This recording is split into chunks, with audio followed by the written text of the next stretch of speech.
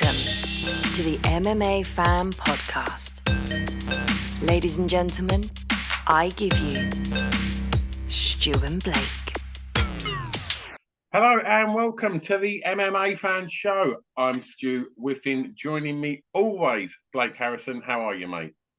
Very, very good. Very good. I am. I'm not in the usual place, as you might be able to see if you're watching this on YouTube. I am at my mother-in-law's in the spare bedroom of my mother-in-law's house. So yeah, there's all sorts of weird stuff going on. There's hats. I've never seen my mother-in-law wear this hat in her life. I like that on you. But this is. Thanks very much. That's here. Another thing I've never seen anyone wear, some kind of knitted beanie.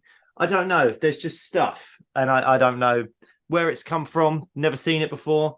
So this is what I'm dealing with. I'm trying to record a professional podcast here, guys, and I'm having to deal with all this nonsense. But there you go. I feel like I'm working with fucking amateurs, mate. Yeah, but how dare you? But yeah, how are you doing? You're in the usual place. I'm in the usual place, yeah. And we're recording this on the Sunday following the UFC Paris card.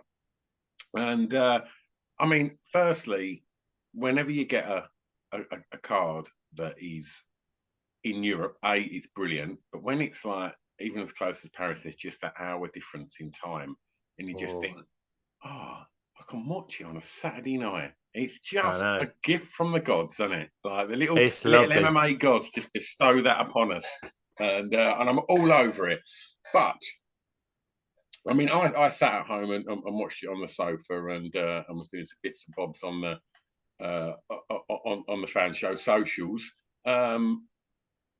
No such graft for you, was it? Hobnobbing with the celebs, weren't you? So I mean, we've not even spoke about it yet, so I want to know all about how it went.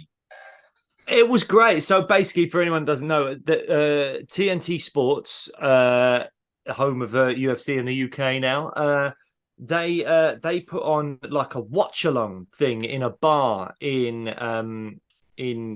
was in Bank in London, and it was great. So it was Nick Pete was hosting the event. We had Jack Shaw there, and comedian Rob Beckett, and myself.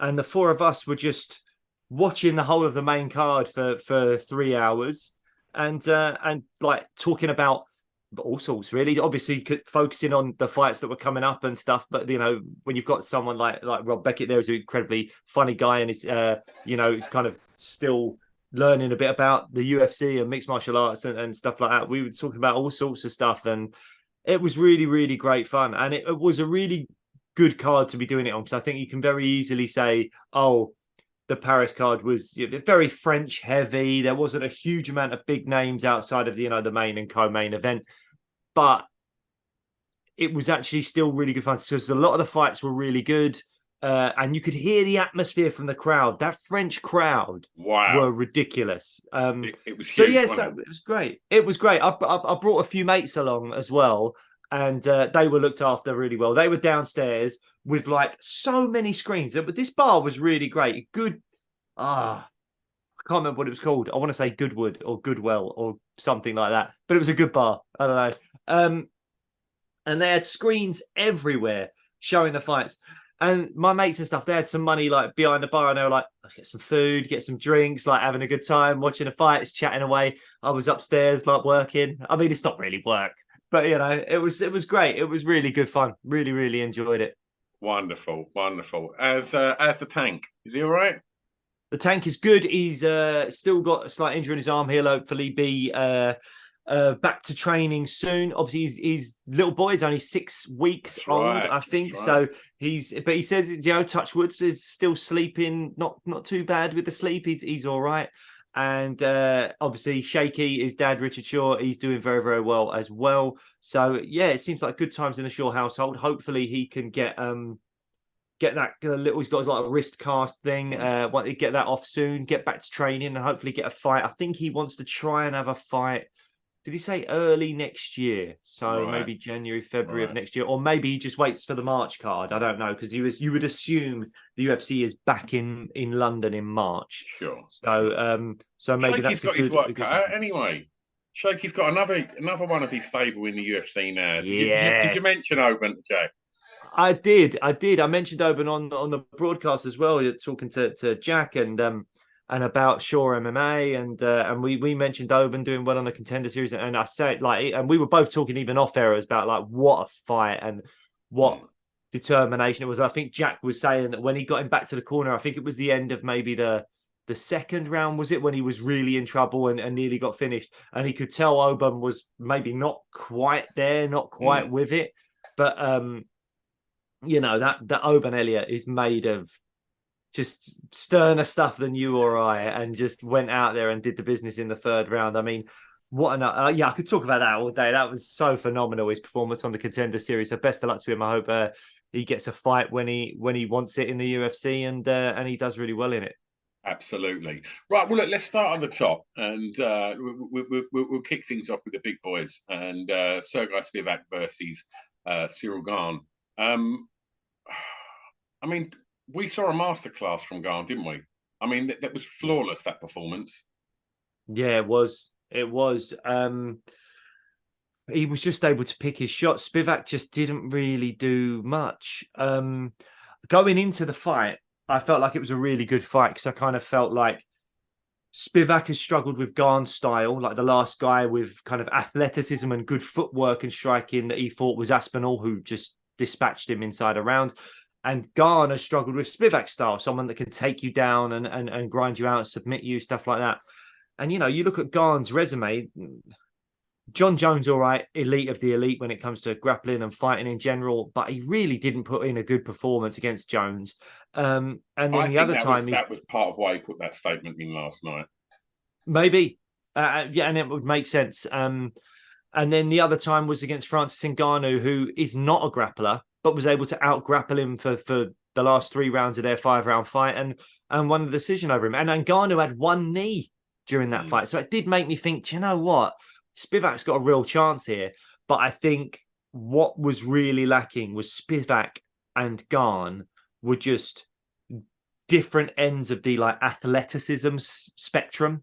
Like Spivak was stuck in the mud. He was plodding around, and when Gane avoided like his first takedown, and I think literally like jumped or hopped out of it, I think you could see Spivak went, this might be a bit more tricky than I thought to try and get him down. And then after that, there didn't really seem like any great opportunities where he shot, and he shelled up a lot. I don't know if he just took too many hits to the body early on, but there was loads of moments where he was getting backed up and he just covered up and allowed Gane to pick his shots. Gane was able to just kind of feint a couple of times. Spivak's guard would go up and he wasn't thinking about throwing back. He wasn't thinking about shooting for a takedown. He was just thinking about protecting himself. And Gane was able to just, okay, your guard's there, I'm going to go around the guard, or I'm going to hit the body. And I think it was almost too easy for Gane. And it makes me think, have we really learned that much about Cyril Gane from that performance? Because that was a performance that wasn't too dissimilar to Taito Ivasa, wasn't too dissimilar to Derek Lewis. He wasn't challenged in the ways that I wanted him to be challenged in this, and see if he could overcome it. Like, would he be put on his back and actually be able to get up? We didn't see any of that. And it still makes me think that there could still be a huge hole in Cyril Gane's game on the ground, but we just weren't able to witness it because Spivak didn't have the athleticism to close the distance and get him down. What you finished on there, that was the main thing I took from it. He just couldn't make that distance up. You could tell he wanted to get in and clinch. He wanted to sort of, ragdoll him about, but Gane just used the octagon so well and just completely controlled the pace of it. Where the position, he was just moving nicely and he just looked so relaxed. And I think he just looked very, very calm in the way he was throwing his shots. And I think quite quickly, Spivak just thought, I'm in bother here. And I think some of them early shots just took their toll. And I think in the end, it was like, I don't know if I want to see any more of this, because it's a very one-sided fight, and as much as that we're talking sort of, to the detriment of Spivak, I think that also, we should be focusing on. It was a perfect fight by Garn. I thought he absolutely nailed it, and he made it look easy. And this is Sergei Spivak. This is no joke, and he made it look easy. Now, I guess we should now talk about what's next for Garn. Obviously, Aspinall was there. We've seen. I don't know if you saw the footage of Garn hitting the punch bag machine, and Bisping and Aspinall were there chatting, and it all looked very, very friendly. How can you not be friendly with Cyril Garn? I mean, the guy is just a walking smile, isn't he? And and he just seems like a very, very lovely guy. I mean, Bisping mentioned Aspinall. Garn, didn't sort of commit to. I didn't hear anything from him that sort of led him to believe that he wanted to fight. I don't think that's a good matchup for Cyril Garn. I think that Aspinall's well-rounded game could really come into play here, and because I think he could certainly box Cyril Garn, and as much as Cyril's game is great, Aspinall's boxing is phenomenal. They've both got fantastic speed and movement with their feet. However, I do think obviously Tom's got the advantage when, if it goes to the ground. And so I don't know what's next. I mean, what's coming up? Pavlovich versus Blades? It's good. No, it's Jailton Almeida versus Blades. And then it's also obviously John Jones versus Stipe, and Pavlovich is the backup fighter to that. Right. I think it's to me it felt really pointed that Cyril Garn did not mention Tom Aspinall's name. It was like Tom Aspinall's there. He flown over to be cage side.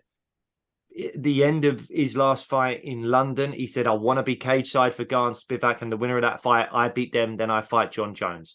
Cyril Garn knows that if he takes on Tom Aspinall, that's probably a title shot next for Garn, as long as maybe John Jones isn't the champion. And I think there's a very high possibility that John Jones and Stipe both retire, or at least Stipe retires and John Jones sort of vacates, going, there's no good business for me right now, because there's no huge fights. I'll wait for someone to get big and I'll vacate, and then I might come back or something like that. Do you think that's going to happen?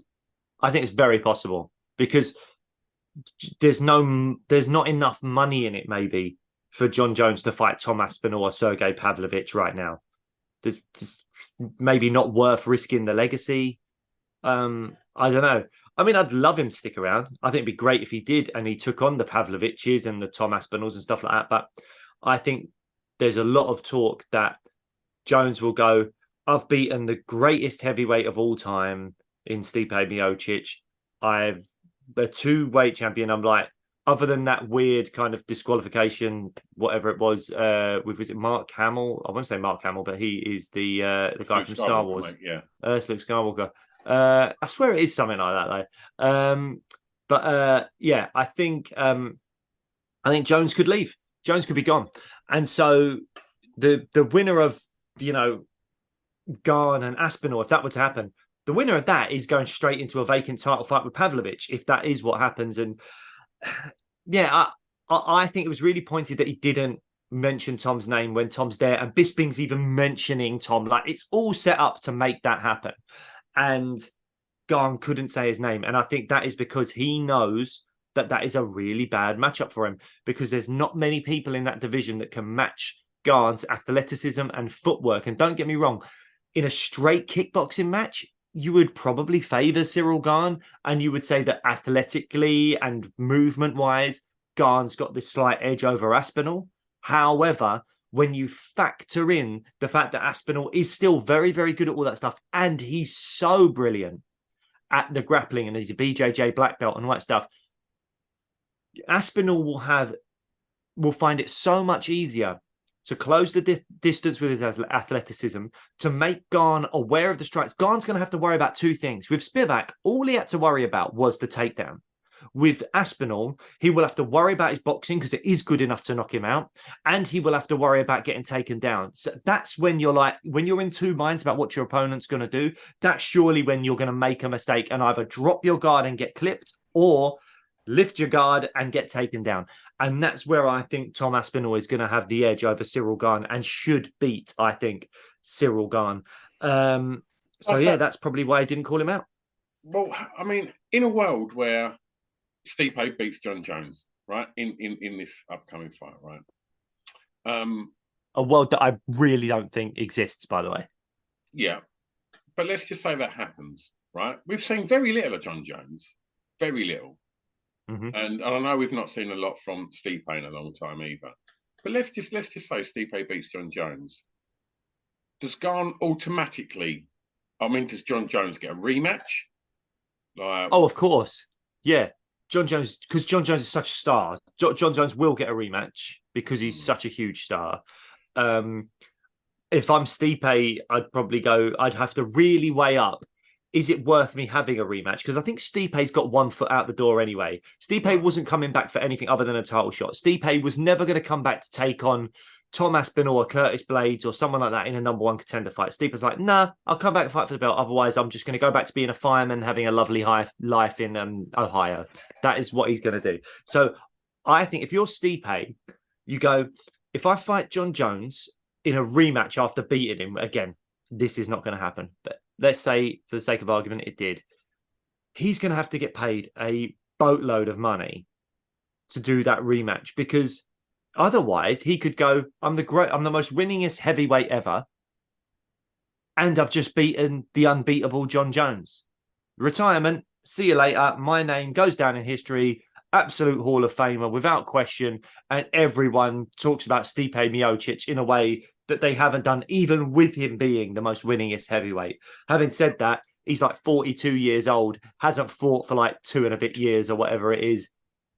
This guy's not going to beat John Jones, in my opinion. And then I think he'll retire. But no one wants to see Gane Jones again, do they? The UFC aren't going to want that fight. No fan wants to watch that fight again. No. So I'm just interested to see where, to go back to the scenario that you threw up at the beginning of it, where he vacates and Stipe retires.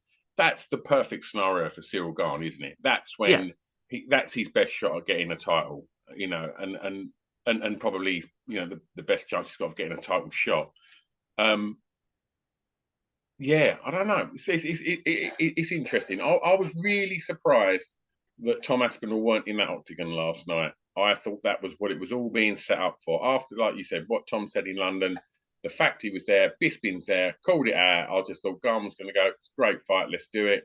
They're going to have a little kind of friendly face-off. I thought that's where it was going, and it seemed far from that. So I'll be interested to see where it all goes.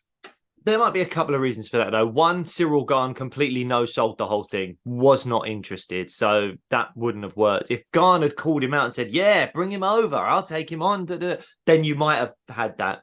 But equally, if you're the UFC, they don't do that very often. They do it for fights that they know 100% they're going to make, like Adesanya DDP. That fight will happen. I know it's not happening next, but it will absolutely happen. That's why they did that. When it comes to Tom Aspinall, there's a world in which Stipe fights John Jones. John Jones wins. Stipe retires. John Jones vacates because he doesn't feel like there's any real challenges at the moment. And then you've got Pavlovich, who will be one side of a vacant title fight. And they might just throw Tom Aspinall in there. So it would look weird if they went, let's have Tom Aspinall face-to-face with Cyril Gane in Paris, because that fight we want to make happen. And then be in a situation where, like, oh, we actually don't want that fight to happen now. We want Tom to just fight Pavlovich in, say, January and just crack on from there.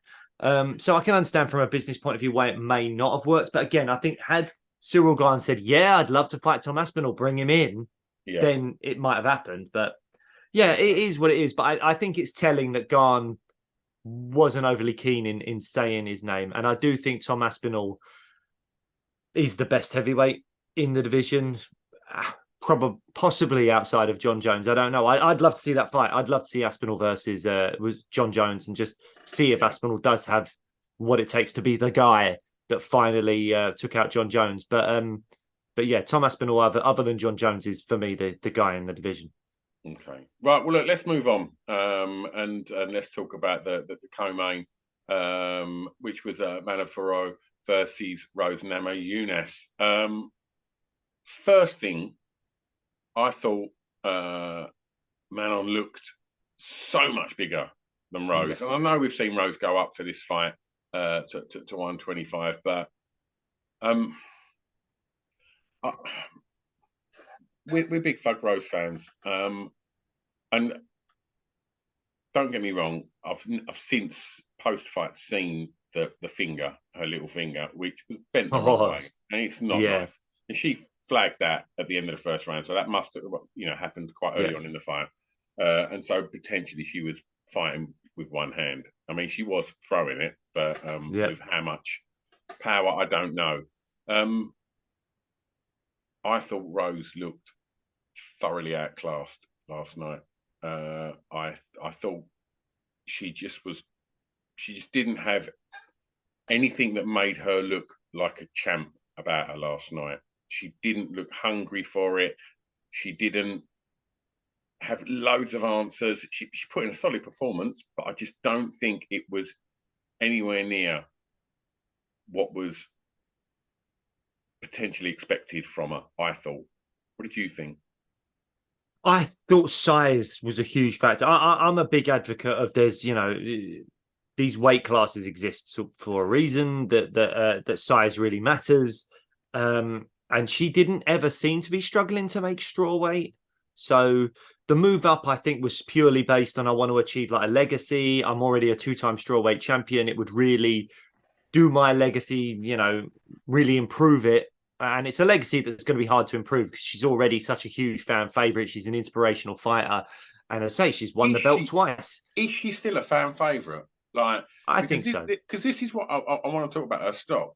Because the last fight was horrific. A terrible, terrible fight. And last night, I don't think she put in something where I'll be like, I can't wait to see Thug Rose fight again. And I want to know more about the finger and how debilitating that was for her in that fight. Because I didn't think she looked exciting. I didn't think I feel like I'm hating on her, and I'm a big, big fan of Namajunas. But I just thought she allowed herself to get beaten. It really. I don't agree with that. I think that's really harsh. I think she was outsized, and it's really difficult to look good against Manon Fiorot because she moves around so much. She throws a lot of volumes. She uses her jab well last night, really well. And Rose just couldn't close the distance. I think she tried on a couple of occasions, but she just found it really difficult to deal with Manon's, I think, size and a game plan of just kind of moving around the octagon so well. I think if Manon was a strawweight, that fight would have been way more competitive, but she wasn't. She hits harder. She can take more punishment. It's harder for Rose to try and get her to the ground at opportunities where she tried to. So, and also she had the injured finger as well. I don't think Rose's stock has dropped that much. I think she is still a big fan favorite. I understand the Carla Esparza thing. I think you just got to give her a pass. I think you just got to say that was an atrocious fight, a really bad performance from both her and Carla. But Rose has given us so many amazing moments that we give her a pass on that. I guess so, right? But Cyril Gane in the press leading up to this, right, spoke about how disappointed he was in his performance, against John Jones. And he went out there last night as a fighter that looked like he wanted to kind of go, right, this is who I am. This is what I do. Mm-hmm. Rose didn't do that. And that's credit to Manon, for her game plan and the fact that she fought the way she fought. But that was not a fighter that was trying to, re-establish herself as I'm coming for that belt. I just didn't think it was there. The hunger, it just didn't feel like she wanted it.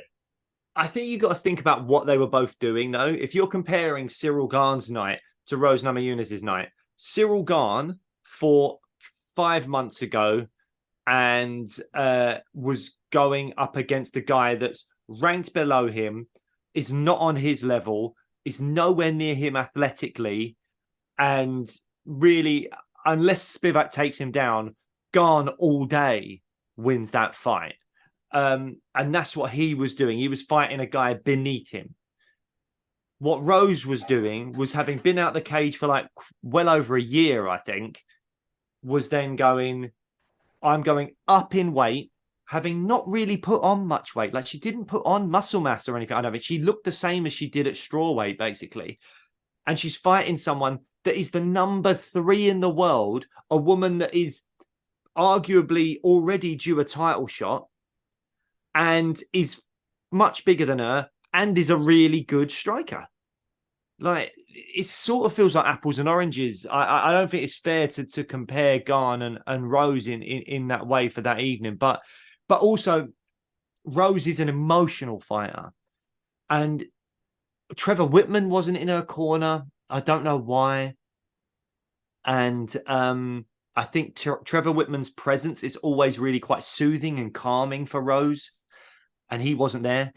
And I think that maybe the busted finger early on, and maybe feeling the power of Manon and not being able to reach her, I can imagine Rose being someone that lets the occasion kind of overwhelm her if things aren't going her way early on.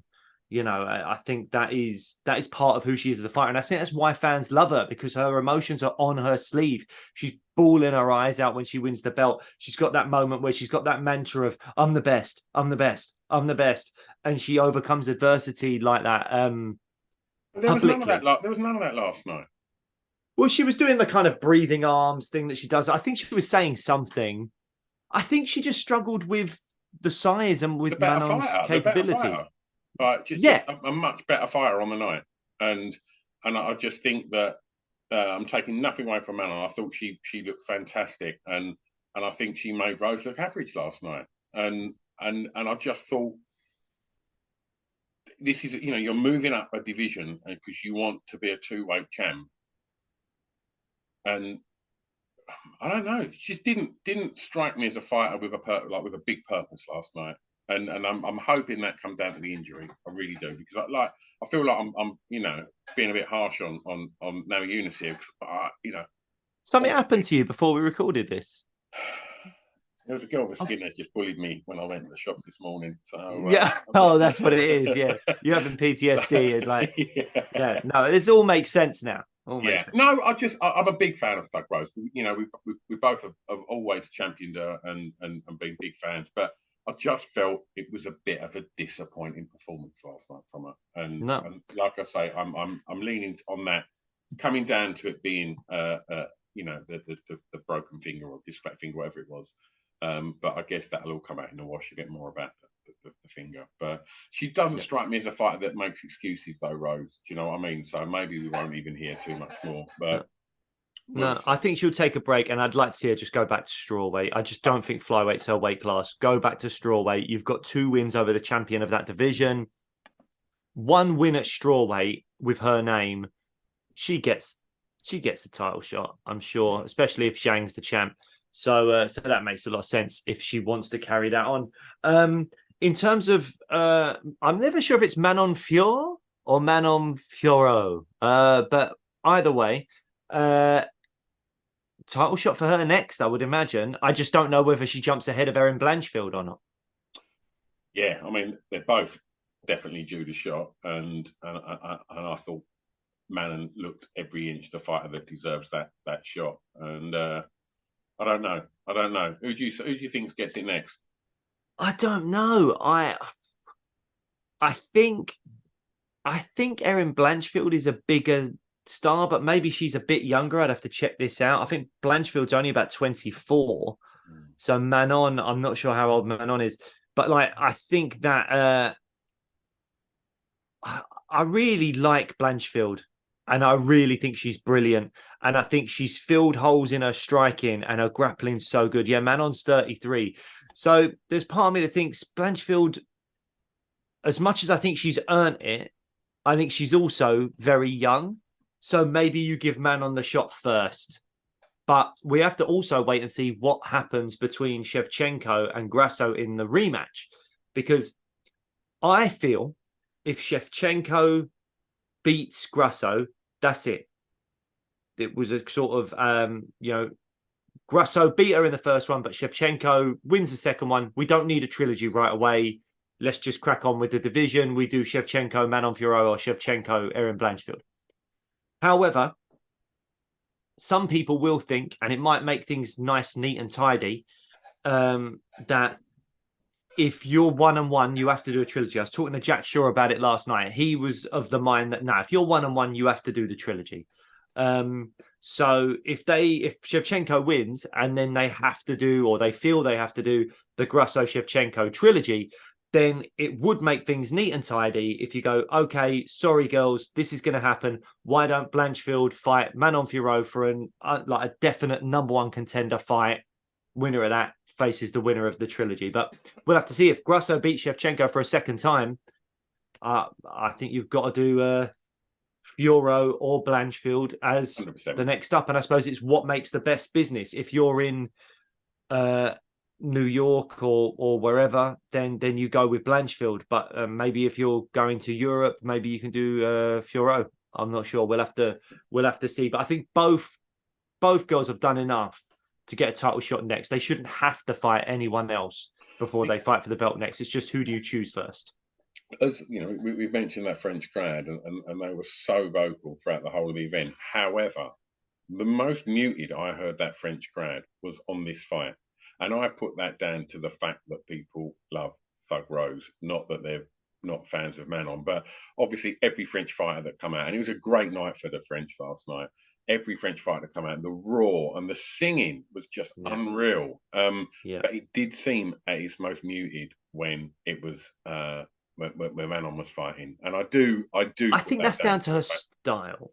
Right. Oh, okay. I don't think it's down to people loving Rose. I think people do love Rose, but I think that French crowd were always going to be behind Fiorot.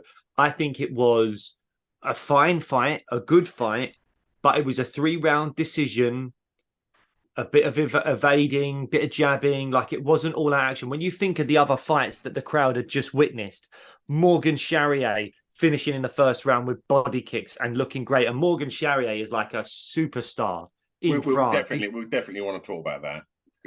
But I mean, well, we can talk about it now if we want to. But there's that. There was the weird finish with William Gomez. Volkan Oezdemir dispatched of Guskov inside the first round, and then you had Benoit Saint-Denis. Oh my God, that absolute amazing 2 rounds of carnage with Thiago Moises.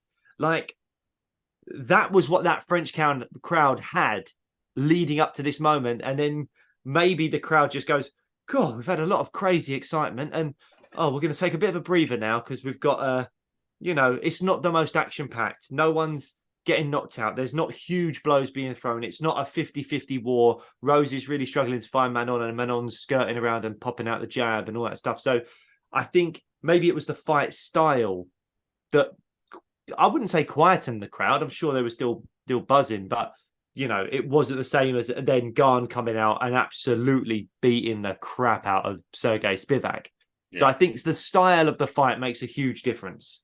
Okay. Well, look, you mentioned him, so let's the fight before that was a big fight to follow, and that was the God of War, Benoit Saint-Denis versus Thiago Moises, and it was just an absolute cracker, wasn't it? It was just that's what you want, it was just non-stop right from the first round to the end of the second, when it all finished. And there was times when I thought Thiago was looking solid and was throwing big shots back, and it was, I just think that the God of War was in his hometown last night, and he was happy to stand and trade, and I think he just had something a little bit better last night, and it was just a absolute brawl, and I loved it, absolutely loved it. And I think it was a great opportunity for Saint Denis to just say to the world,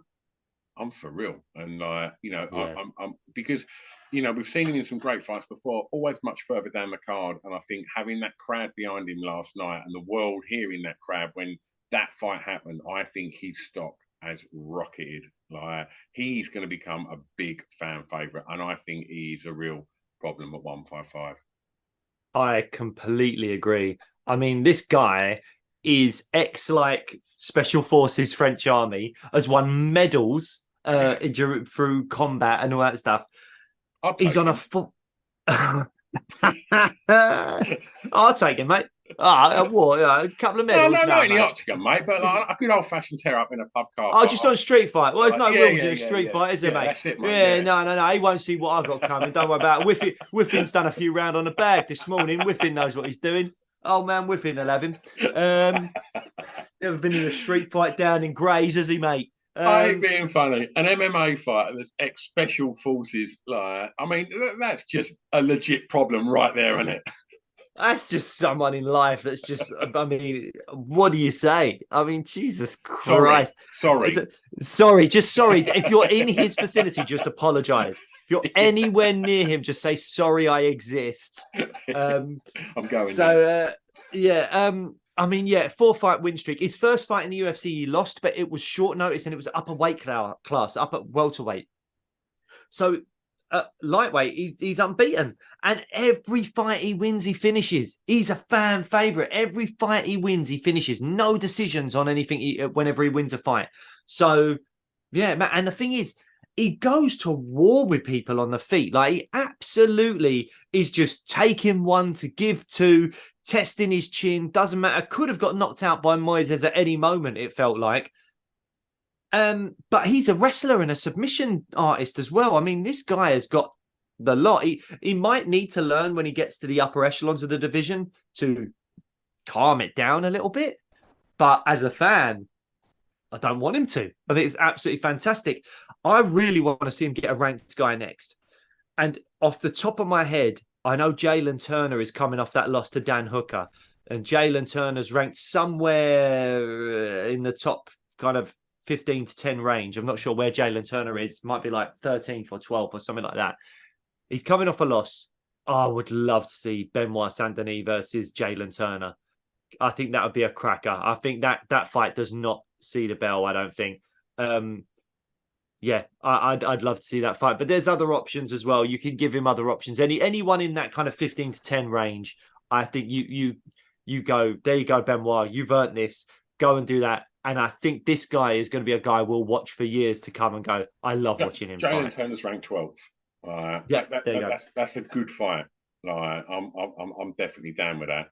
And okay. I don't know who else is booked. I can see Diego Ferreira and Matt Fravola and I think Renato Moicano is booked, but I can't remember who that's against. I mean, I didn't really hear too much of his post-fight. Did he call anyone out? I didn't. To be honest, the way we were filming the watch-along thing, we couldn't really hear all of that. I was just, there chatting away to Jack Shaw and Rob Beckett and Nick Pete, mate. Sorry. Sorry, mate. Yeah, I should have been. Sorry. I was only sitting in my front room on my own. Yeah, exactly. Yeah. In the crying. Right. So, I mean, what other fights do we want to talk about? Because I think we've covered pretty much everything. I mean, obviously, sad to see Kalen Loughran not win his fight, but that was a really kind of messed up situation. They had a lot of fighters pull out of fights and they rejigged the card. And Kalen Loughran went from fighting Yanis Gemori, who ended up fighting William Gomez, upper weight, to fighting Lapalus, who is like a guy that had previously 4 fights in the UFC, was 3-1 in the UFC, then got cut, won a title in like Aries, then went back to the UFC. So the experience level of Lapalus compared to Kalen Loughran was a vast difference. And for Kalen to have to do that on short notice as well felt quite harsh. I think had he started his fight at his pro debut against Yanis Gemori, we would be telling a very different story about Kalen's debut right now. What did you make of it? Or did you even get to see the Kalen on the prelims? I did, yeah. And that was probably the fight I was most looking forward to. And yeah, it was a tough night in the office. I think I don't think Kaelin's height done him any favours. I think he was struggling to make up the distance. He was going for the takedowns, but I just also thought Taylor looked huge. Like he was Yeah. absolutely like stacked, and you know, I was so excited because obviously, you know, at the weigh-ins and that, Kayla giving it to the Oh, French yeah. grad, and it was like, you know, we all love a bit of this, and obviously he was walking out, they'd all seen it, they're all booing him, and he was just loving it, and it was like, and you want, you know, the more showman you get in the sport, you know, Yeah. it's great. And he's never short of something to say, and he's been very humble on his socials today as well. But yeah, obviously, I think we're still going to see really exciting things from him, and I just felt for him last night. I think, you know, Yeah. UFC experience wasn't on his side last night. It was definitely on Taylor's, and I think that showed. And Yeah. but yeah, look forward to Kane dusting that one off and coming back bigger, stronger, Yeah. better. And Taylor Lapillus, as you said, has been in the UFC. He's 19-3, so he's had 22 fights. Kalen Loughran, that was only his 9th fight, fight yeah, professionally. I mean, there's a yeah. huge difference there in terms of experience, as you say. So, yeah, And so I don't think we're going to take too much from Kalen's no, loss not at there. all, not at I all. think he's still going to achieve great things. And we saw Reece McKee return to the UFC, and I'm sure that certainly wasn't the return that he was looking for. I tell Anthony, you what, though, if you're the UFC, you are rebooking him in some fights because yeah, he showed an unbelievable chin, could have been finished, and then came back and nearly won the fight in the 3rd round. I mean, that was such a crazy fight. I don't know what got fight of the night, but it's either Benoit Saint-Denis and Tanago Moises, or it's that Reece McKee fight, because that was an absolutely crazy potential comeback from Reece McKee. It's such a shame he didn't quite get there in the end. yeah. Performance of the night went to Cyril Gahn. Fight of the night went to God of War, and the other performance of the night obviously went to the next fight that we should talk about, which is Morgan Charrier. Yeah. Who obviously is a legend over at Cage Warriors, and what a absolute statement he made last night. That first body kick was incredible and Yeah. absolutely folded Manolo. And on the way down, he managed to get another one in, and it was like, oh Jesus Christ, leave him alone, man! Like he's had enough. It was horrible to see. He nearly kicked him when he was grounded because he sort of started to get up and they just booted him in his chest. It was like there was no respect. Yeah, fantastic. Really, I mean, but absolute dream start to a UFC career in your hometown. Yeah. First round KO, and I'm sure we're going to see really, really exciting things from him moving forwards. The only other thing, I mean, he's so popular as well, as we mentioned earlier. Like he's got so many social media followers, and the ceremonial weigh-ins, everyone went nuts for him. Yeah, this guy, like if he's booked right, could be a bit of a star for the UFC, particularly in that French market. Yeah, absolutely, absolutely. The only other thing, I guess, was the slightly, it's quite divisive bit of conversation about the 3rd round body kick from Gomez on Yanis. Was it a low shot? And I mean, God's sake, in combat sports, how many more debatable body shots we're going to get last week? It's been ridiculous. And I literally rewatched the Usyk fight yesterday afternoon. It was on TNT before the UFC, so I watched the fight again and watched a million different angles of, was that a low blow from Dubois? I still don't think it was. I think we should have a British champion right now. And then to see that, can we just touch on that? Because I don't know enough about boxing, but my understanding from reading some tweets from some people that know way more than me is that you can't hit anywhere below the navel, and the belt line or whatever was like on the navel. So when he hits him on that belt bit, that is a low blow. Like, that's my understanding. I don't know enough about boxing. I'm not saying I'm right. I'm saying this is what I'm hearing from the professionals. Shot. And he didn't have any points deducted. Like, surely if you throw that, you'd have a deduction of points straight away. I don't know. I mean, I've watched it from many angles. To me, that just looks like a really solid body shot. Yes, he's on the belt. Like, but the belt was low. He jacked that belt up. I mean, I'm a massive Usyk fan. I'm not going to hate on him. I'm a huge fan of Usyk. But I do think Dubois was massively outclassed post that, and we saw Usyk really come into his own and do what he does.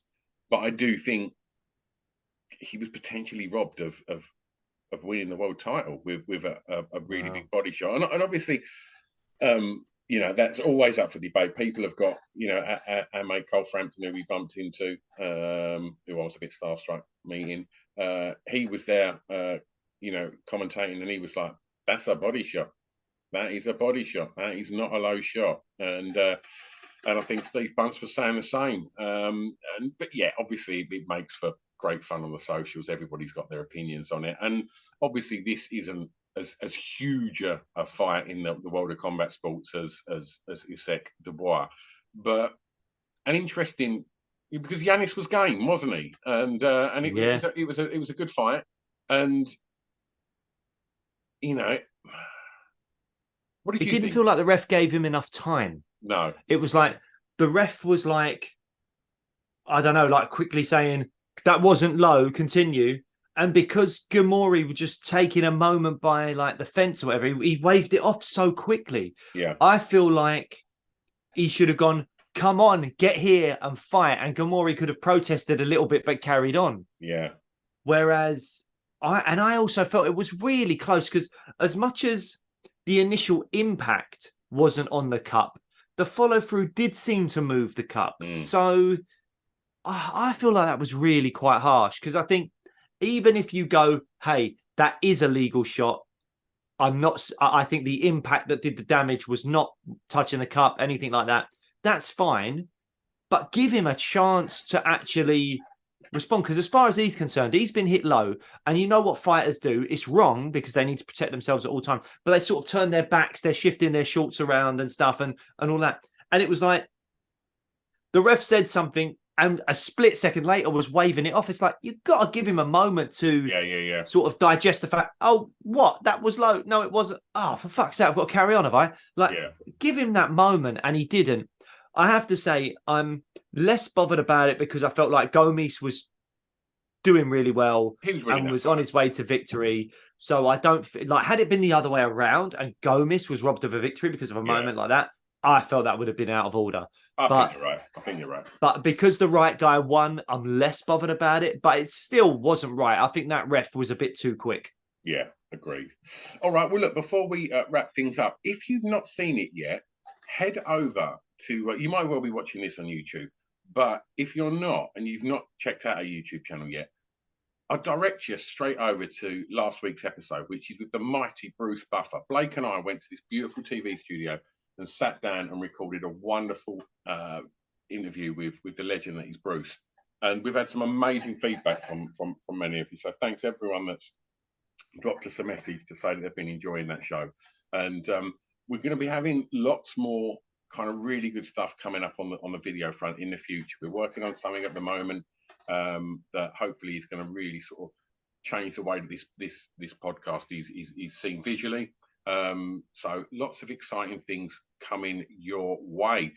Also coming your way, who's fighting next weekend? What we got coming up? We've got UFC 293. So this week we will be putting out a pre-UFC 293 episode. We're not exactly sure when that will be coming your way, but it will be coming your way. Spoiling them, mate. I mean, I wish we were spoiling them. I'll tell you who's not getting spoiled.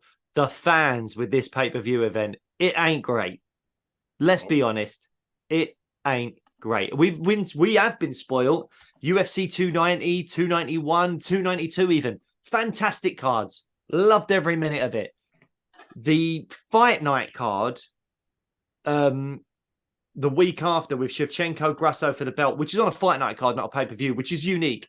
And then it's got like Jack Della Maddalena versus Kevin Holland. Who? I'd rather watch that Jack Della Maddalena versus Big Mouth Kevin Holland That is almost a better card than I've just got no interest in Adesanya Strickland. I've got no interest in listening to Strickland speak for a week. That is one of the things that's pissing me off more than anything else. And then the co-main is Taito Ivasa versus Alexander Volkov. Could be a good fight. Love a bit of Taito Ivasa. Hope he walks down to the ring to Barbie Girl or, Celine Dion or something. Good on him. Love you, Ty. But other than that, there ain't much on that card that's getting me going. So we will be releasing a pre-293 episode. And we will talk about a few of these things and hopefully a bit of Dricus du Plessis and where he fits into all of this as well. We'll be talking about that. But yeah. You're not going to stay up late to watch it if you're in England. You are, or in the UK. You're going to record it and get up. And you might not even set your alarm for 6. You might just wake up when you wake up and watch it. Sean Strickland is an absolute penis. I have literally anything that I just stumble across on the social with some kind of quote from him. It's like, come on, man. Like, could you take him at the same time as taking Benoit Saint Denis? You could, right? You could take him both at the same time, yeah. Well, it depends. It depends. Well, put it this way, right? So what happened is, right? So Benoit, right? I want him fresh, right? I want to be fresh for that, right? So I'll have 1, 3, 4. I'll have four Stellas, right? And then I'll have a go. I'll have a go, right? I'll end up like dropping him, and he'll end up being sort of slumped over the bonnet of a full Fiesta, right? Yeah, the medal-winning French Special Forces mixed martial artist. Yeah, you'll drop him after 4 Stellas. Yep, got it. Good. So like, I ain't an animal, mate. I'll pick him up. I'll probably call him an ambulance. Make sure he's looked after. You know what I mean? He's a veteran, for crying out loud. It's the least you could do. Exactly, mate. Exactly. And then Strickland, I think I'll make light work of him. I really do. I think I'll make light work. I think like once he's tasted kiss and bang bang, I think like, yeah, I think that's it's an easy night's work for me. That I'll probably be a little bit gassed, like, but if I you're a 50-year-old man, you'll be a little bit tired. No, I know, I know, but I would have had a couple of bags of scampi fries and another pint before that. I'm not just going to like march straight into another one. I need to be loose, mate. I need to be loose. Yeah, that's it, mate. And then on your way to the kebab shop, job done. Yeah, exactly. And then I'll be off for a shoey with 2 of us. Like, yeah, all over it. I really hope we don't ever get offered either of them for the podcast. Well, I have to say, have you called Sean Strickland a melt before? No, but I will do, yeah. Well, no, because we're worried about the melt curse now, because you used to call Sean O'Malley a melt. Yeah. And then he's got the belt. Yeah. Melt equals belt. So if you call Sean Strickland a melt, he might upset Adesanya. If the curse is real, let's test it. If you call Strickland a melt and he wins, then the melt curse is real. I'm definitely going to refrain from calling Colby a melt anymore, just in case he gets Leon. Oh, Jesus, can you imagine? Oh, man, we're all going to blame you. Yeah, it's a melt-free zone, this podcast now, mate. Like, I'm putting melt in the bin, mate. It ain't happening anymore. Look, we've got to the end of today's episode. As we said, go and check out the Bruce video because it's a real good watch. And other than that, go and check out the back catalogue, whether it's on YouTube or wherever you get your podcasts, because we've had a real who's who of guests. I mean, we've talked about a lot of Aussie fighters in the last 5 minutes. Why not go and check out one of 2 conversations we've had with Alexander Volkanovski? Go and check out our episode with Volk. Dan Hooker, we mentioned Dan Hooker earlier as well. Got a great chat with Dan Hooker. You can go and check out, and a real who's who of UFC stars. So go and have a good old rummage in our archive and subscribe while you're over there. We will see you, probably in the next day or so, or if not, I don't know if we drop them both on the same day. If you subscribe, you won't have to worry about that. But there'll be the UFC pre-293 show dropping very, very soon. Other than that, I think that's all she wrote, mate. Layers.